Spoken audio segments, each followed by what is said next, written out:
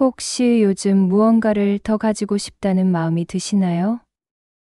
조금 더 돈이 있었으면, 조금 더 좋은 집에서 살았으면, 조금 더 많은 인정을 받았으면 하는 생각 말입니다. 아침에 눈을 뜨면 무엇부터 확인하시나요?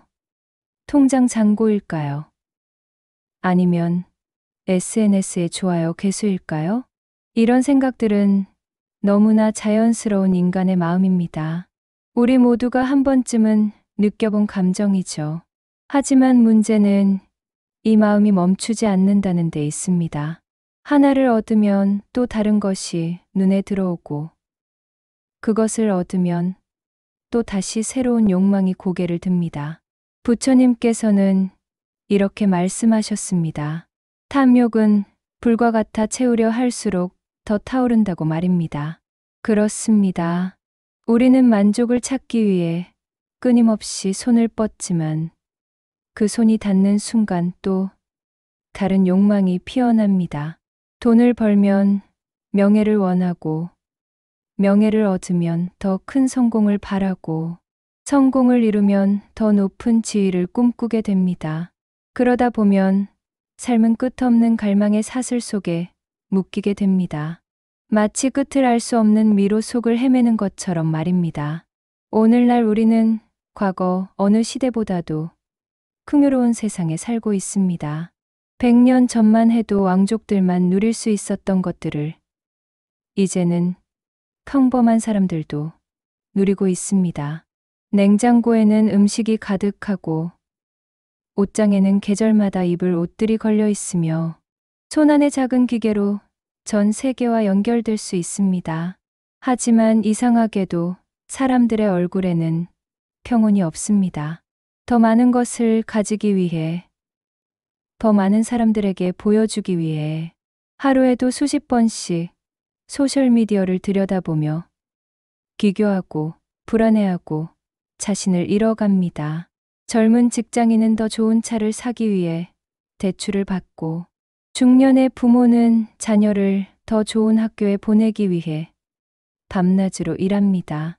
은퇴를 앞둔 이들은 더 많은 노후, 자금을 모으기 위해 불안해하고, 이미 성공한 사람들조차 더 큰 성공을 위해 쉴 틈 없이 달려갑니다. 우리는 언제쯤 멈추고 지금 이 순간을 만족하며 살 수 있을까요? 부처님은 말씀하셨습니다. 탐욕은 마치 바닷물과 같아서 마실수록 목이 마르다고요.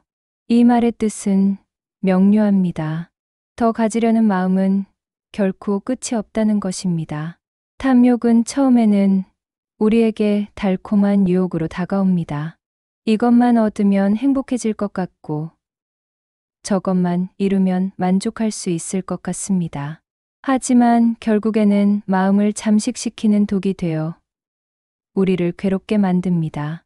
얻고 나면 기쁨은 잠깐이고 곧 공허함이 찾아옵니다. 그래서 다시 새로운 것을 찾아 헤매게 되는 것입니다. 현대 심리학에서 말하는 도파민의 원리도 이와 같습니다. 무언가를 원하고 얻고 만족하는 순간 뇌는 쾌락 호르몬인 도파민을 분비하며 쾌감을 느낍니다. 하지만 곧 그 쾌락은 사라지고 공허함이 찾아옵니다. 그래서 다시 새로운 자극을 찾아 헤매게 됩니다. 쇼핑을 할 때의 짜릿함, 술을 마실 때의 해방감, 새로운 물건을 살 때의 설렘, 이 모든 것들이 일시적인 도파민의 작용일 뿐입니다. 탐욕은 바로 이 도파민의 덕과 같습니다. 우리를 더 행복하게 해줄 것처럼 속삭이지만 결국은 고통의 씨앗을 심어놓습니다. 부처님은 이렇게 경고하셨습니다. 탐욕은 그대를 끊임없이 묶는 사슬이다. 그것을 끊지 못하면 자유는 결코 오지 않는다고 말입니다. 우리가 진정으로 자유로워지려면 이 탐욕의 사슬을 끊어야 합니다. 하지만 어떻게 끊을 수 있을까요? 그 전에 먼저 탐욕의 본질을 더 깊이 들여다봐야 합니다.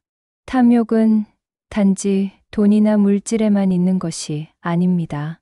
우리는 흔히 탐욕을 재물에 대한 욕심으로만 생각하기 쉽지만 사실 탐욕은 훨씬 더 미묘하고 광범위합니다. 사람은 사랑에서도 인정에서도 심지어 선행 속에서도 탐욕을 품을 수 있습니다. 나는 더 사랑받아야 해. 나는 더 인정받아야 해. 나는 남보다 더 착해야 해.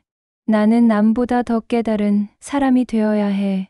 이런 생각조차 미묘한 탐욕으로 변할 수 있습니다. 어느 날 한 제자가 부처님께 자랑스럽게 말했습니다. 저는 매일 가난한 사람들에게 음식을 나누어 주고 있습니다. 저의 선행이 얼마나 큰 공덕이 될까요? 부처님은 잠시 침묵하시다가 조용히 물으셨습니다. 그대는 무엇을 바라고 그 일을 하는가? 제자는 당황하며 대답했습니다. 물론 아무것도 바라지 않습니다. 그저 선을 행할 뿐입니다. 부처님은 미소를 지으시며 말씀하셨습니다. 그대가 선을 행함에 기쁨을 느낀다면 그 기쁨에도 탐착하지 말라. 기쁨 또한 붙잡는 순간 괴로움이 되기 때문이다. 이 가르침은 깊은 의미를 담고 있습니다. 선행 자체는 아름다운 일입니다. 하지만 그 선행을 통해 인정받고 싶어 하거나 칭찬받고 싶어 하거나 심지어 자신이 도덕적으로 우월하다고 느끼고 싶어 한다면 그것은 또 다른 형태의 탐욕이 됩니다. 진정한 선행은 아무것도 바라지 않고 그저 자연스럽게 흘러나오는 자비심에서 비롯되어야 합니다. 탐욕의 근원은 결핍의 착각입니다. 지금 내가 가진 것이 부족하다고 느끼는 순간 욕망은 자라납니다. 우리는 늘 무언가가 부족하다고 느낍니다. 돈이 부족하고 시간이 부족하고 사랑이 부족하고 인정이 부족하다고 느낍니다. 하지만 진실은 이렇습니다. 우리는 이미 충분히 가지고 있습니다. 숨을 쉴 공기가 있고 따뜻한 햇살이 있으며 한 잔의 물이 있고 누군가의 미소가 있습니다. 건강한 몸으로 하루를 시작할 수 있고 사랑하는 사람들과 함께 밥을 먹을 수 있으며 밤에는 편안한 잠자리에 누울 수 있습니다. 이 모든 것이 이미 우리를 살게 하는 충분한 축복입니다. 하지만 우리는 이런 것들을 당연하게 여기고 가지지 못한 것들만 바라봅니다. 부처님께서는 말씀하셨습니다. 가진 것에 만족할 줄 아는 자는 부유하지 않아도 부자이고 만족할 줄 모르는 자는 금은보화를 쌓아도 가난하다고요. 이 말씀은 진정한 부유함이 무엇인지 알려줍니다. 진정한 부는 얼마나 많이 가졌느냐가 아니라 얼마나 감사할 줄 아느냐에 달려 있습니다. 옛날 어느 마을에 두 사람이 살고 있었습니다. 한 사람은 큰 집과 많은 재산을 가진 부자였고 다른 한 사람은 작은 오두막에서 사는 가난한 농부였습니다. 부자는 매일 더 많은 돈을 벌기 위해 걱정하고 잃을까 봐 불안해하며 살았습니다. 밤에도 제대로 잠을 이루지 못하고 사람들을 의심하며 지냈습니다. 반면 가난한 농부는 매일 아침 해가 뜨는 것을 보며 감사했고 작은 밭에서 나는 채소로 끼니를 해결하며 만족했습니다. 저녁에는 별을 보며 평온하게 잠들었습니다. 누가 진정 부자였을까요? 더 많이 가진 사람이 아니라 더 감사할 줄 아는 사람이 진정한 부자였습니다. 오늘날에 우리는 갖고 싶은 것은 많지만 감사할 줄 아는 마음은 점점 잊고 살아갑니다. 광고는 끊임없이 우리에게 부족함을 느끼게 만듭니다. 이 제품이 없으면 불행할 것이고 저 서비스를 이용하지 않으면 뒤처질 것이라고 속삭입니다. 소셜미디어에서는 다른 사람들의 화려한 모습만 보이고 우리는 자꾸 비교하게 됩니다. 그러니 삶이 늘 모자라게 느껴지는 것이죠. 탐욕은 우리를 끊임없이 비교하게 만듭니다. 나는 왜 저 사람처럼 성공하지 못했을까? 나는 왜 더 예쁘지 않을까? 나는 왜 저만큼 사랑받지 못할까? 이런 생각들은 우리 마음속에 나라는 집착을 더욱 강하게 만듭니다. 비교는 탐욕을 키우는 가장 큰 원인 중 하나입니다.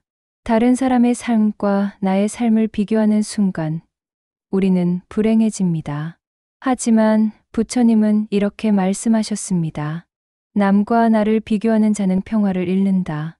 스스로의 길을 걷는 자만이 진정한 자유를 얻는다고 말입니다. 각자의 삶은 각자의 속도와 방향이 있습니다.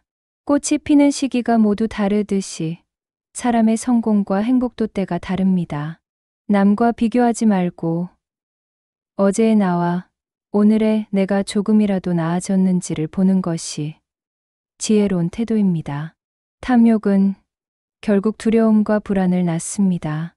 많이 가진 사람일수록 잃을까봐 더 불안해합니다. 얻지 못할까봐 두려워하고 빼앗길까봐 전전긍긍합니다. 하지만 역설적이게도 잃을 것이 없다고 느끼는 순간 그 마음은 완전히 자유로워집니다. 아무것도 소유하지 않을 때 오히려 모든 것을 누릴 수 있게 되는 것입니다. 부처님은 말씀하셨습니다. 무소유의 마음은 가장 큰 부이다. 아무것도 갖지 않기에 모든 것을 가질 수 있다고요. 이 말씀은 물질적으로 아무것도 갖지 말라는 뜻이 아닙니다. 마음속에서 소유욕을 내려놓으라는 의미입니다. 집이 있어도 그것에 집착하지 않고 돈이 있어도 그것에 매이지 않으며 지위가 있어도 그것을 자신과 동일시하지 않는 것입니다. 그때 비로소 우리는 진정으로 자유로워집니다. 우리가 탐욕을 버린다는 것은 아무것도 바라지 말라는 뜻이 아닙니다. 인간인 이상 욕구는 자연스러운 것입니다. 먹고 싶고 자고 싶고 사랑하고 싶은 마음은 당연합니다. 문제는 그 욕구에 끌려가는 것입니다. 그저 욕망에 끌려가지 않는 마음, 즉 원하지만 집착하지 않는 태도를 가지라는 것입니다. 부처님께서는 그것을 중도라고 하셨습니다. 쾌락에도 고행에도 치우치지 않는 길입니다. 갖고자 하되 그것에 자신을 잃지 않는 길이며 즐기되 탐닉하지 않는 길입니다. 이것이 바로 균형 잡힌 삶의 태도이고 마음 다스리기의 핵심입니다. 탐욕을 다스리는 가장 좋은 방법은 멈추는 것입니다.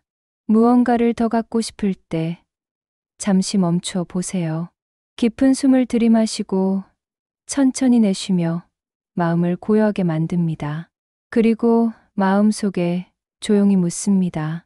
이것이 진짜 나를 행복하게 할까? 이것을 얻으면 정말 만족할 수 있을까?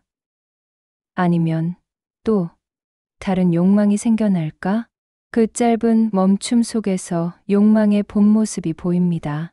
그것은 우리를 채워주는 것이 아니라 오히려 고통을 키우고 있었다는 것을 깨닫게 됩니다. 명상이나 마음 챙김, 수행이 도움이 될 수 있습니다. 하루에 몇 분이라도 조용히 앉아서 자신의 마음을 관찰하는 시간을 가지는 것입니다. 어떤 생각이 일어나고 어떤 욕망이 올라오는지 판단하지 않고 그저 바라보는 것입니다. 부처님은 이렇게 말씀하셨습니다. 탐욕은 마음의 먼지이다. 그것을 씻어낼 때 비로소 맑은 지혜가 드러난다고요. 우리 마음은 본래 맑고 깨끗합니다. 하지만 탐욕과 분노와 어리석음이라는 먼지가 쌓여서 그 맑음이 가려져 있을 뿐입니다. 명상과 성찰을 통해 그 먼지를 씻어내면 본래의 맑은 마음이 드러납니다. 욕망을 버린 자만이 비로소 세상을 있는 그대로 볼 수 있습니다. 욕망의 색안경을 끼고 보면 모든 것이 왜곡되어 보입니다. 사람도 이용의 대상으로 보이고 사물도 소유의 대상으로만 보입니다. 하지만 욕망을 내려놓으면 사람은 사람으로 사물은 사물로 있는 그대로 보이게 됩니다. 그때 우리는 깨닫습니다. 행복은 얻는 것이 아니라 이미 내 안에 존재하고 있었다는 것을요.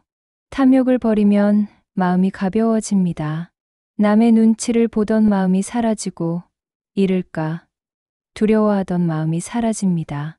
더 이상 비교하지 않고 경쟁하지 않으며 그저 지금 이 순간을 온전히 살아갈 수 있게 됩니다. 그때 비로소 우리는 진짜 평화를 경험합니다. 외부의 조건이 아니라 내면에서 우러나오는 깊은 평온을 느끼게 되는 것입니다. 부처님은 마지막으로 이렇게 말씀하셨습니다. 탐욕을 버리면 괴로움이 사라진다. 괴로움이 사라지면 자유가 찾아온다고요. 이것이 바로 부처님께서 가르치신 해탈의 길입니다. 탐욕과 분노와 어리석음이라는 삼독을 버릴 때 우리는 진정으로 자유로워질 수 있습니다. 여러분, 오늘 하루만큼은 더 가지려 하기보다 이미 가진 것을 바라보며 감사해 보세요. 아침에 눈을 떴다는 것, 숨을 쉴 수 있다는 것, 따뜻한 밥 한 끼를 먹을 수 있다는 것, 사랑하는 사람들이 곁에 있다는 것, 이 모든 평범해 보이는 것들이 사실은 얼마나 소중한 축복인지 깨닫는 순간 우리의 마음은 풍요로워집니다. 그 한 번의 감사가 마음을 평화롭게 만들고 탐욕의 불길을 잠재우는 첫걸음이 될 것입니다. 탐욕은 끝없는 허기이며 만족은 영혼의 휴식입니다. 오늘은 욕망 대신 평온을 선택하세요. 더 많이 갖는 것보다 지금 가진 것에 감사하는 것이 진정한 부유함입니다. 이 영상이 여러분의 마음에 작은 울림이라도 되었기를 바랍니다. 만약 이 내용이 도움이 되셨다면 좋아요와 구독으로 함께 해주세요. 여러분의 작은 응원이 더 많은 사람들에게 부처님의 지혜를 전할 수 있는 힘이 됩니다. 댓글로 여러분의 경험이나 생각도 나눠주시면 감사하겠습니다. 여러분의 평온한 하루를 응원합니다. 감사합니다. 늘 평안하세요.